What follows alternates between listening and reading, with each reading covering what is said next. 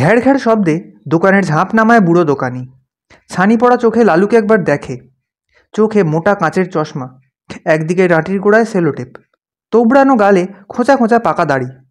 ভুরু কুঁচকে বুড়ো বলে, 11টা বাজে, বাড়ি যাবি নি? হাইওয়ের ধারে বটগাছের গোড়ায় ছোট্ট মুদিখানা। দোকানের সামনে সিমেন্টের ফর্সা চাতালটায় বাবু হয়ে বসে লালু কি একটা লিখছিল। সামনে খাতা আর একটা উল্টে রাখা বই। পেনটা খাতার উপর নামিয়ে রেখে আঙুল মটকাতে মটকাতে বুড়োর দিকে চেয়ে সে বলে, না গো মদন জেঠু, আর খানিকক্ষণ দেখি। বুড়ো বলে, আলোটা নেভাবো যে। দোকানের ঝাঁপের মাথায় একটা লাঠি বাঁধা, সেই লাঠি থেকে একটা বাল্ব ঝুলছে। হলদে জোরালো আলোটার দিকে চেয়ে লালু বলল, নিভিয়ে দাও, খাতা বই গুটিয়ে নিচ্ছি, আর আধ ঘন্টা বসি, আর অর্ডার না ঢুকলে বাড়ি চলে যাব। একটা নীল ন্যাকড়া জড়িয়ে বাল্বটা খুলে নিয়ে বুড়ো তার ঢাউস থলেতে পড়ে বটগাছের পাতার ফাঁক গলে কি একটা ঝটপটিয়ে উড়ে পালায়। চমকে তাকায় লালু, পেঁচা বোধ হয়। আকাশ আজ পরিষ্কার, মাথার ওপর এক গাদা জলজলে নক্ষত্রের সমাবেশ। নিম গাছের গুঁড়িতে হেলান দিয়ে রাখা ঝরঝরে সাইকেলটা সোজা করে বুড়ো। লালুর দিকে চেয়ে বলে, দেরি করিসনি বাপ, তাড়াতাড়ি ঘর পাইলে যাস, মা চিন্তা করবে। লালু বলল, না না, দেরি করব না, তুমি সাবধানে বাড়ি যাও, কাল আবার দেখা হবে। না রে, 1 সপ্তাহ দোকান খুলবুনি, ছোট মেয়েটার ছেলে হয়েছে, সেইখানেই তোর জেঠিমাকে নিয়ে কাল বেরুচ্ছি। অনেকটা দূর তো, জামাই বলেছে দিন কতক থেকে তবে ফিরবো সেই সামনের রবিবার। তোর বড্ড অসুবিধা হবে বাবা, দোকানের আলোটা জ্বললে পড়ালেখা করিস। লালু জানে তার অসুবিধা হবে। সন্ধে থেকে মাঝরাত অবধি এই দোকানের চাতালে বসেই সে পড়াশোনা করে। বাইকটা বটগাছের গোড়ায় স্ট্যান্ড করা থাকে। মোবাইলের অ্যাপে খাবার পৌঁছে দেওয়ার অর্ডার ঢুকলে লালু খাতা বই গুটিয়ে রেখে বাইকে স্টার্ট দেয়। রেস্তোরাঁ বা ধাবায় গিয়ে খাবার তুলে খদ্দেরের দোরগোড়ায় পৌঁছে দেয়। প্রতি অর্ডারে 30-40 টাকা মেলে। গোটা 10 ডেলিভারি করতে পারলে 300-400 টাকা। তবে গোটা 10 ডেলিভারি করা তো আর মুখের কথা না। অনেকে সারাদিন গোটা শহর চষে ফেলেও 10টা ডেলিভারি ছুঁতে পারে না। কখনো দোকানদার খাবার দিতে দেরি করে, কখনো হাইওয়েতে লরির জ্যাম। খদ্দেরের বাড়ি অলিতে গলিতে হলে খুঁজে পেতেও বড্ড সমস্যা হয়। দিলদরিয়া খদ্দের হলে 10-20 টাকা বকশিস জোটে। আবার খিটকেল লোকজন সামান্য দেরি হলেও 5টা ছোট বড় কথা শোনাতে ছাড়ে না। লালু মাথা হেঁট করে শোনে। আগে অপমানে কান ঝাঁ ঝাঁ করতো, এখন সয়ে গিয়েছে। আজে বাজে কথা এক কান দিয়ে ঢুকিয়ে অন্য কান দিয়ে বের করে দেয় সে। ডেলিভারি ফাঁকে ফাঁকে যে খুব বেশি পড়াশোনা করার সুযোগ লালু পায় এমনটা না, তাও যতটুকু হয়। জেঠু দোকান না খুললে কদিন পড়াশুনো হবে না। তাও লালু হাসি মুখে জেঠুকে বলল, না না, আমার অসুবিধা হবে না, কদিন বাড়িতে রাত্রির জেগে পড়ে নেবোক্ষণ। যাও, তুমি জেঠিমাকে নিয়ে ঘুরে এসো। ঝুমা দিদিকে বলো আমার উচ্চ মাধ্যমিক হয়ে গেলে ভাগনাকে দেখতে যাব। মদন জেঠু ফোকলা মুখে হাসে, তারপর একটা দীর্ঘশ্বাস ফেলে বলে, বড় ভালো ছেলে রে তুই, ঠাকুর যে কেন তোর কপালে এত দুর্ভোগ দিল। লালু বলে, কিছু দুর্ভোগ না, তুমি যাও, অনেক রাত্রির হলো। মদন জেঠু সাইকেল নিয়ে বাড়ির পথ ধরে। লালু খোঁড়াতে খোঁড়াতে রাস্তার ধারে গিয়ে দাঁড়ায়। হাওয়া তার এক মাথা চুল এলোমেলো করে দিয়ে যায়। বাবু হয়ে বসে থেকে থেকে পায়ে ঝিঁঝি ধরে গিয়েছে। আজ কপাল খারাপ, সন্ধ্যে থেকে মোটে একটা অর্ডার ঢুকেছে। শেরি চণ্ডীগড় ধাবা থেকে খাবার তুলে গোবিন্দপুরে পৌঁছে দিয়ে এসেছে লালু। নাম পাঞ্জাবি হলে কি হবে, ধাবার মালিক শিমুল গাছার লোক, শ্যামল জানা। ধাবার সামনে বাইক রাখলে খুব খারাপ খারাপ কথা বলে, আজও ছাড়েনি। ডেলিভারি দিয়ে বকশিসও জোটেনি। 7 কিলোমিটার বাইক চালিয়ে আয় হয়েছে মোটা 30 টাকা। তেলের পয়সাও ওঠেনি। সে প্রায় 8:30টার ঘটনা, এখন 11টা বেজে 10। ছোটগড় হাইওয়ের আশেপাশে কিচ্ছু নেই, শুনশান জায়গা। দুধারে দিগন্ত বিস্তৃত চাষের ক্ষেত, হু হু করে বেরিয়ে যায় দূরপাল্লার বাস, ট্রাক, লরি। মাঝে মধ্যে ড্রাইভাররা গাড়ি থামিয়ে মদন জেঠুর দোকানে এটা সেটা কিনে কোল্ড ড্রিঙ্ক খায়। দোকানের পাশ দিয়েই একটা সরু মাটির রাস্তা নেমে গিয়েছে। জঙ্গলের রাস্তাটা গিয়ে উঠেছে কুলতলি গ্রামে। সেখানে লোকজন দিনে মানে জেঠুর দোকানে চাল, ডাল, তেল, নুন, কেরোসিন নিতে আসে। সূর্য ডুবলেই সবাই দৌড় এঁটে খিল তোলে। বাতাসে কান পাতলে অনেক রকম ফিসফাস শোনা যায়। দোকান থেকে হাত 10 দূরে জাঁদরেল জামরুল গাছটাতেই হরেন মাইতির মেয়ে বছর 5 আগে গলায় দড়ি দিয়েছিল। লোকে বলে এখনও নাকি রাত বিরাতে পা জোড়া শূন্যে দোলে। নেতাজি বিদ্যাপীঠের জেলা চ্যাম্পিয়ন ফুটবল টিমের সেন্টার ব্যাক হাট্টা কাট্টা লালুর মনে অবশ্য ভয় ডর বিশেষ নেই। অনেক ভেবেচিন্তে সে পড়াশোনার জন্য এই জায়গাটা বেছে নিয়েছে। হাইওয়ে ধরে 1-1.5 কিলোমিটার এগোলে অনেকগুলো হোটেল আর ধাবা।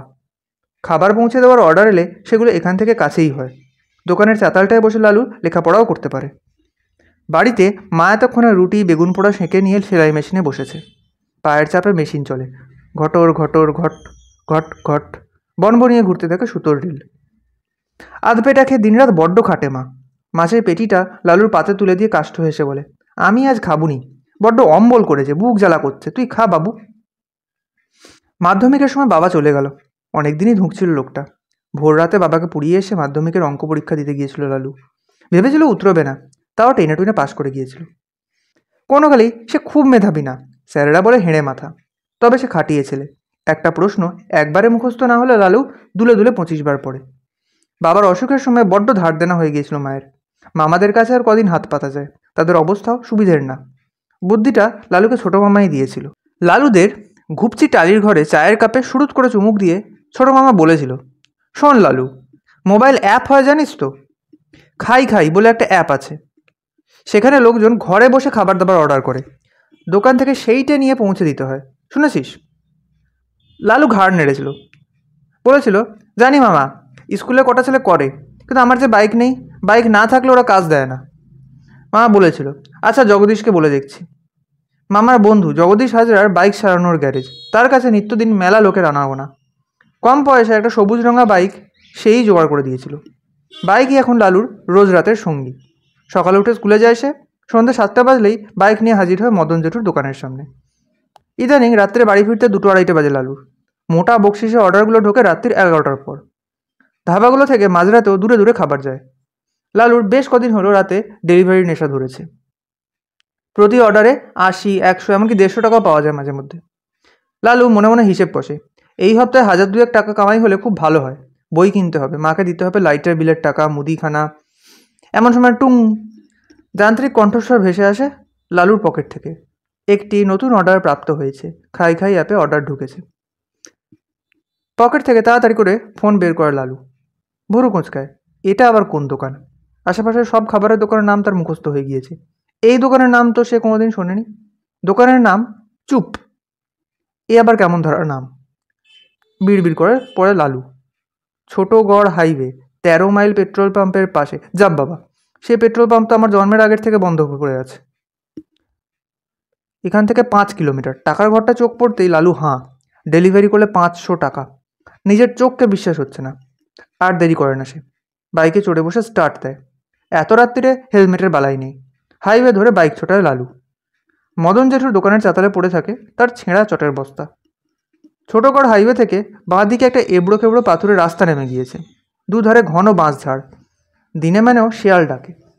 এই রাস্তা ধরে খানিকটা এগোলেই পরিত্যক্ত 13 মাইল পেট্রোল পাম্প, ঘুটঘুটে অন্ধকার। এই জঙ্গলের রাস্তাটা সে চেনে, জনবসতির চিহ্নমাত্র নেই।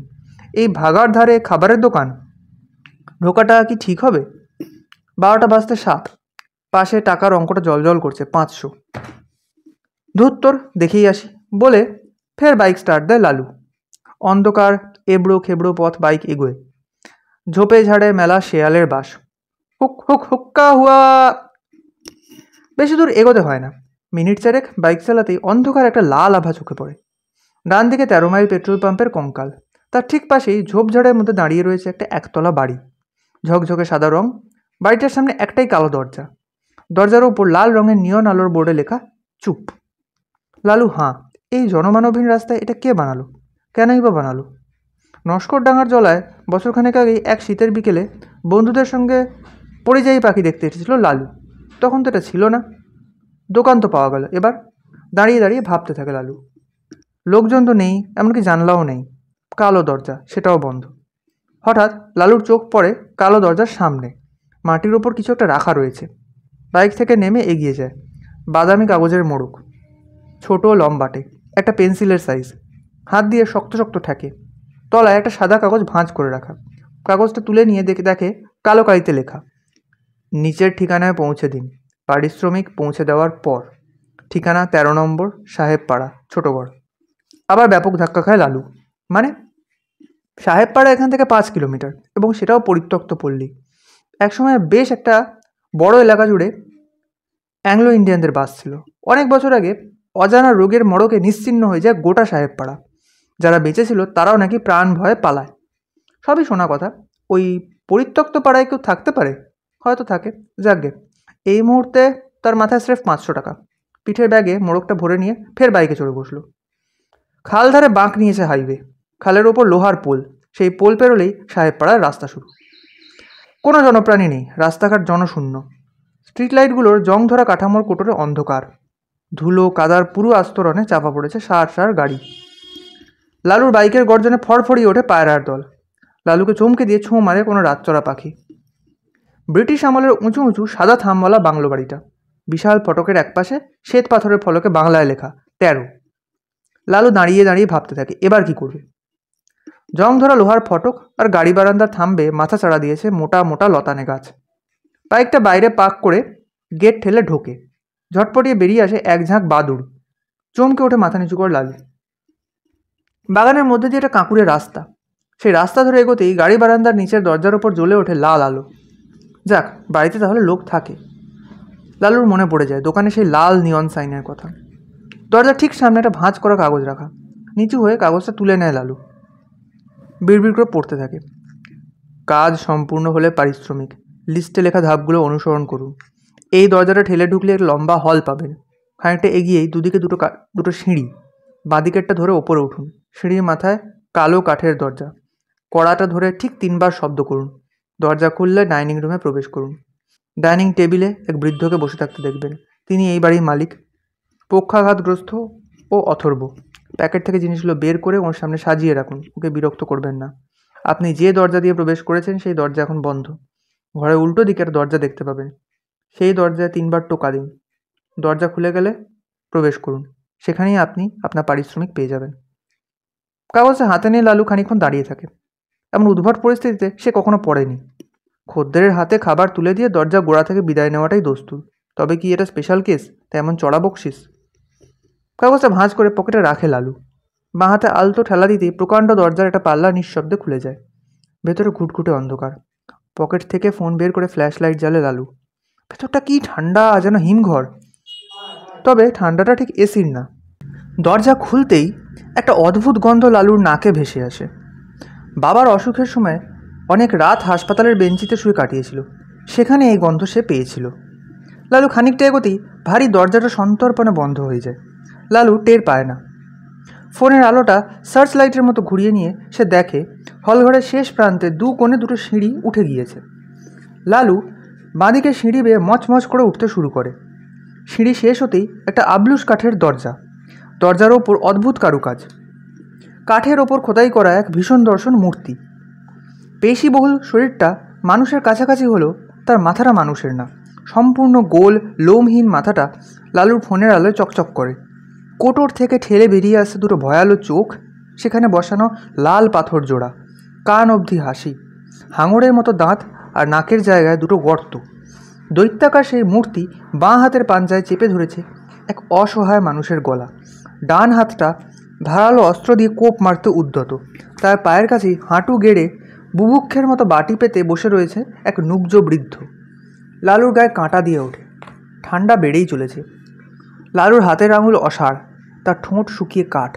ঠোঁটে একবার জিভ বুলিয়ে নিয়ে দরজার মাঝে লাগানো প্রকাণ্ড কড়াটা ধরে নাড়া দেয় লালু। ঠিক 3 বার। ঠক ঠক ঠক। কুট। দরজা খুলে যায়। ভেতরটা পুরোপুরি অন্ধকার না, নীলচে আলো। ফোনের লাইট বন্ধ করে লালু। ঘরের ঠিক মধ্যিখানে লম্বাটে ডাইনিং টেবিল। এক প্রান্তে একটা পুরোনো আমলের কাঠের চেয়ার। সেই চেয়ারে বসে একটা মানুষ। লালুর দিকে সে দেখছে না। তার হাত জোড়া টেবিলের ওপর রাখা, মাথা নিচু। খাবারের প্রতীক্ষায় বসে থাকতে থাকতে সে যেন ঘুমিয়ে পড়েছে। কিন্তু নীল আলোটা আসছে কোত্থেকে? জানলাগুলোও পর্দা দিয়ে ঢাকা। দেওয়াল জুড়ে প্রমাণ সাইজের সব অয়েল পেইন্টিং দীর্ঘদেহী পুরুষ সাহেবী পোশাকে দাঁড়িয়ে। তাদের প্রত্যেকের মুখ অস্পষ্ট। যাকগে, অত ভেবে লাভ নেই। ইতস্তত করে লালু এগিয়ে যায় লোকটার দিকে। ইনিই বোধহয় বাড়ির মালিক। লেখা ছিল এঁকে যেন বিরক্ত না করা হয়। লোকটির পরনে কালচে কোট প্যান্ট। প্যাকেটটা খুলতে শুরু করে লালু। লোকটির সামনে স্রেফ একটা চীনামাটির সাদা ধবধবে প্লেট। লালু আর চোখে দেখে টেবিলে রাখা হাতগুলো শুধু ফ্যাটফ্যাটে সাদাই না, পিদিকিচ্ছিরিভাবে চামড়া কোঁচকানো। চোখ সরিয়ে নিল লালু। এ ঘরে দুর্গন্ধ আরও তীব্র, ঠান্ডাও প্রচণ্ড। প্যাকেট খুলতেই লালু তাজ্জব হয়ে গেল। পাতলা পিসবোর্ডের কালো বাক্স। ওপরে লাল দিয়ে লেখা চুপ। কিন্তু বাক্সের মধ্যে খাবার কই? স্রেফ একটা ছুরি আর একটা কাঁটা চামচ। আর ছুরির সঙ্গে একটা ছোট্ট কাগজের টুকরো। তাতে কালো কালিতে লেখা, টেবিলে রাখা প্লেটের বাঁ পাশে কাঁটা চামচ আর ডান পাশে ছুরিটা রেখে দিন। বাক্সটা টেবিলেই থাকুক, অসুবিধা নেই। আপনার কাজ শেষের পথে। ঘরের অন্য প্রান্তে একটা দরজা আছে। বাকি নির্দেশ আপনাকে দেওয়া হয়েছে। শুভরাত্রি।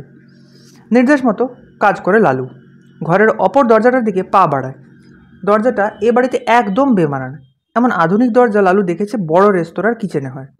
দরজার ওপর কাঁচ লাগানো দুটো চৌকো খোপ। সেই খোপ দিয়ে লালু দেখে দরজার ওপারে লাল আলো জ্বলছে। ঠান্ডায় লালুর দাঁতে দাঁত লাগার জোগাড়। দু হাতের চেটো ভালো করে জিন্সের প্যান্টে ঘষে নিয়ে দরজায় টোকা দেয় সে। ঠক 1, ঠক 2, ঠক 3, কুট শব্দ। লালু বোঝে দরজার লক খুলে গিয়েছে। দরজা ঠেলে লালু পা বাড়ায়। তীব্র পচা গন্ধ। ঘরটা বেশি বড় না, নিভু নিভু লাল আলো। ঘরে একটাও আসবাব নেই। পায়ের তলায় চ্যাটচ্যাটে কিছু, যেমনটা মাছের বাজারে থাকে। লালু দেখে সে যেই দরজাটা দিয়ে ঘরে ঢুকেছে সেটা ছাড়া কোনো দরজা এই ঘরে নেই। 3 দিকে নিরেট দেওয়াল।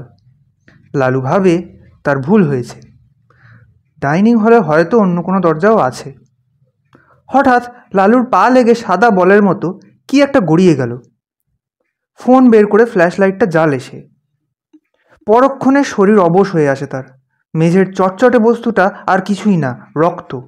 রক্তের সঙ্গে জমে থাকা বহুকালের চামড়া মজ্জা কালচে কাদায় পরিণত হয়েছে। আর গড়িয়ে যাওয়া বস্তুটা আদতে মানুষের মাথার খুলি। ঘরের এদিক ওদিকে জমে আছে হাড়ের স্তূপও। সর্বনাশ! এ কোথায় এসে দাঁড়িয়েছে সে? পালাতে হবে, ছুটতে হবে। লালু বেরিয়ে আসার জন্য পেছন ফিরেই স্তম্ভিত হয়ে যায়। তার পিছু পিছুই দরজা দিয়ে ঘরে ঢুকে এসেছে এক মূর্তি। এতটাই সন্তর্পণে সে প্রবেশ করেছে যে লালু আঁচও পায়নি।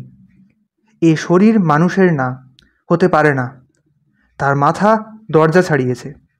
প্রকাণ্ড পেশি বহুল দেহ, পরনে কসাইদের সাদা অ্যাপ্রন, তাতে রক্তের কালচে ছোপ, মাথায় রাঁধুনির টুপি, ডান হাতে একটা ধারালো চপার। তার চোখ জোড়া কি ভয়ানক! চোখের ওপর কোনো পর্দা নেই। কোটর থেকে ঠেলে বেরিয়ে রয়েছে দুটো ভয়ালো চোখ। কোনো মনি নেই, লাল আলো ঠিকরে আসছে।